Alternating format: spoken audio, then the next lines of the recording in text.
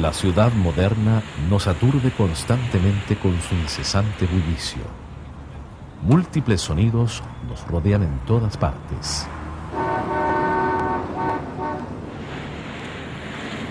Los ruidos son sonidos indeseados y desagradables, que se generan en fuentes fijas o móviles, pudiéndose propagar en todas direcciones.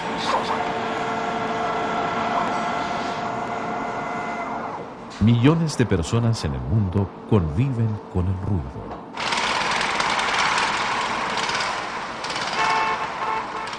El grado de molestia y el tipo de daño que puede provocar un ruido depende de su duración y de su intensidad. El nivel de intensidad de los sonidos se mide en decibeles. Esta escala de medición se extiende desde 0, para los sonidos apenas audibles, hasta 120 o más decibeles, para los sonidos muy intensos que provocan dolor y daño al sistema auditivo, el que puede ser eventualmente irreparable. El instrumento que se utiliza para medir el nivel sonoro es el sonómetro. En su extremo superior, un micrófono capta la señal sonora. Sus circuitos interiores incluyen una etapa amplificadora y una unidad que procesa el sonido. La pantalla de cristal líquido exhibe el nivel sonoro. ¿Qué niveles típicos se miden en diferentes ambientes sonoros? Hojas agitadas por una brisa suave, 10 decibeles. Conversación normal a 1 metro de distancia, 60 decibeles.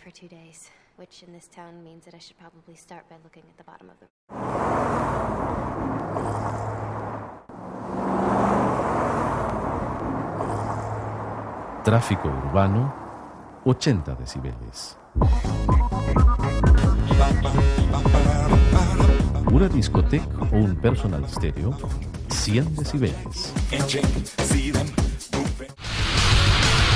Concierto rock, 110 decibeles.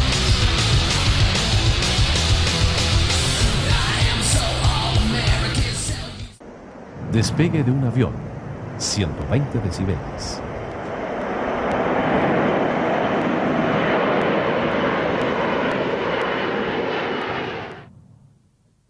¿Cuánto puede resistir el oído? Las ondas sonoras penetran al oído a través del canal auditivo, de casi 3 centímetros de longitud. Este canal termina en el tímpano, una delicada membrana que comunica con el oído medio. En el oído medio se aloja un sistema de palancas formado por 3 pequeñísimos huesos articulados entre sí: martillo, yunque y estribo. Estos huesecillos son los más pequeños del cuerpo. El mango del martillo está unido al tímpano. En el otro extremo, la base del estribo se apoya en la ventana oval que corresponde a la entrada al oído interno. Protegido por el hueso temporal, el más duro del cuerpo, se encuentra el oído interno. Aquí se hallan los 3 conductos semicirculares, los cuales controlan el sentido del equilibrio, y la cóclea o caracol, donde tiene lugar el proceso principal de la audición. La cóclea consiste en un sistema de laberintos en forma de espiral. Está dividida, en su mayor parte, por 3 canales que contienen líquido: perilinfa, en los canales exteriores, y endolinfa, en el canal central. Un corte transversal de la cóclea revela su compleja estructura interior. Se distinguen las rampas o canales que recorren su interior, los canales vestibular y timpánico, y entre ellos el canal coclear. Están separados por la membrana vestibular o de Reissner y la membrana basilar. La membrana basilar sostiene al órgano de Corti. Aquí se encuentran unas 15.000 células ciliadas sensoriales en cada oído. Cuando el estribo presiona el oído interno a través de la ventana oval, se generan movimientos ondulatorios en las membranas inferior y superior que soportan al órgano de Corti. Este movimiento activa a las células ciliadas. En el extremo superior de las células ciliadas emergen apretados haces de cilios microscópicos. Extremadamente sensibles, estos cilios captan los pequeños movimientos de las células, movimientos incluso casi comparables al tamaño de algunos átomos. Cada penacho ciliar está compuesto por unas cuantas decenas de finísimos cilios. Aquí se observa un haz ciliar en posición de equilibrio, con forma de cono oblicuo y vértice truncado. Cuando el penacho ciliar se aparta de su posición de equilibrio, como consecuencia de los movimientos de la célula, se genera una señal eléctrica en el extremo inferior de la célula ciliada. Esta señal eléctrica se transmite hacia el cerebro por la fibra nerviosa aferente. De este modo, la célula ciliada actúa como un transductor que convierte un estímulo mecánico en una señal eléctrica hacia el cerebro. Las células ciliadas están distribuidas en 3 filas de células externas y una fila de células internas.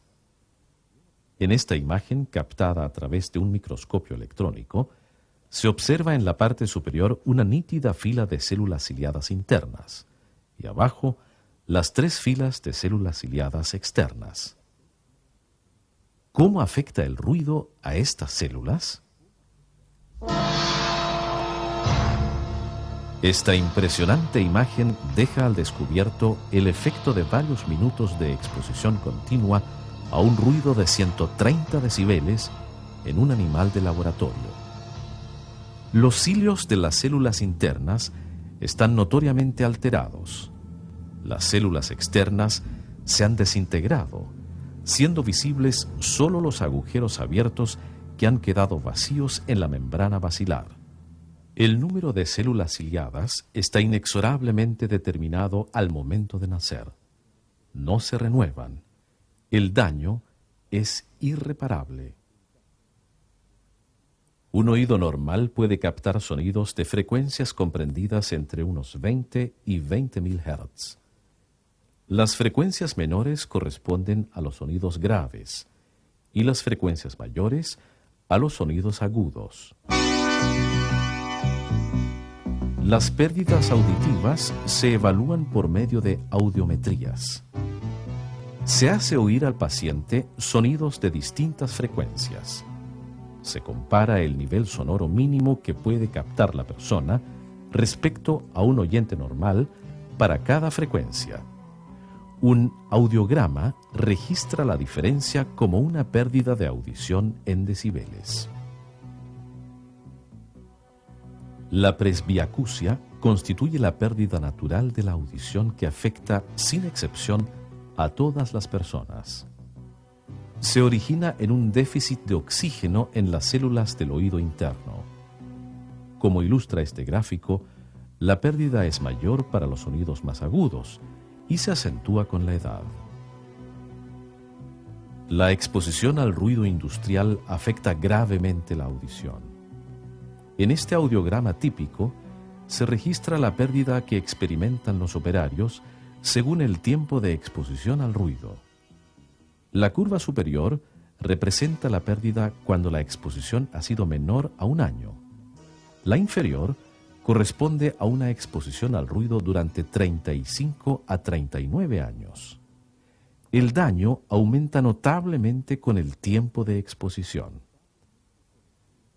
El ruido, cualquiera sea su origen, no solo afecta el sentido de la audición, provoca diversos trastornos fisiológicos, perturba la calidad del sueño y altera el equilibrio psicológico.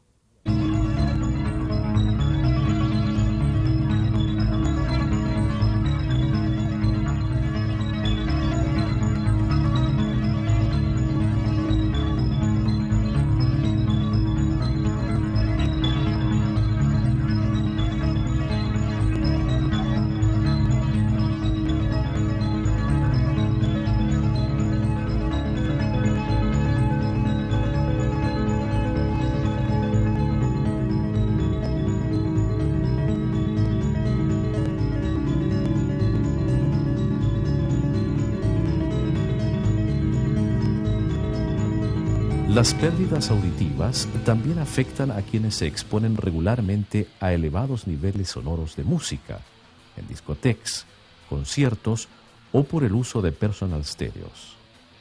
Tales pérdidas auditivas ya han sido detectadas en porcentajes significativos de adolescentes y jóvenes en países europeos. No hay datos estadísticos para nuestro país aún. La legislación nacional impone un límite a los niveles sonoros máximos permitidos de ruidos molestos, según zona y horario.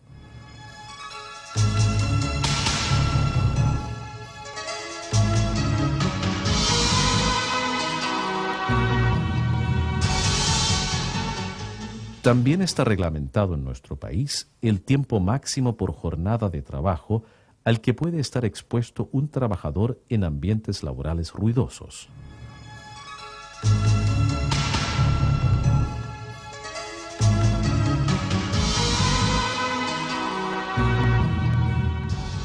El ruido constituye un factor ambiental estresante al que están expuestas millones de personas en todo el mundo. Puede provocar alteraciones irreparables de la audición, como también otras múltiples afecciones de la salud física y mental.